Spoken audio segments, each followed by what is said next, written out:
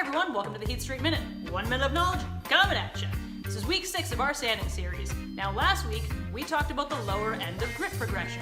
This week, we're thinking bigger and asking, how high is too high, bro?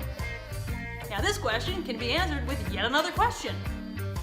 What's your end game look like?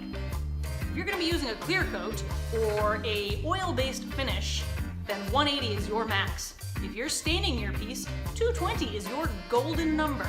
Stopping any lower than that, and you're still going to see those scratch marks. Go any higher, and your piece won't absorb as much color. You're going to want to sand your end grit 1 grit higher than the rest of the piece, because it's going to absorb more of everything.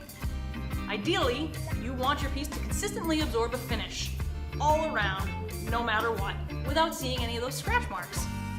Now, as for those higher grits, 240 and up, save those for sanding in between coats of your finish, and for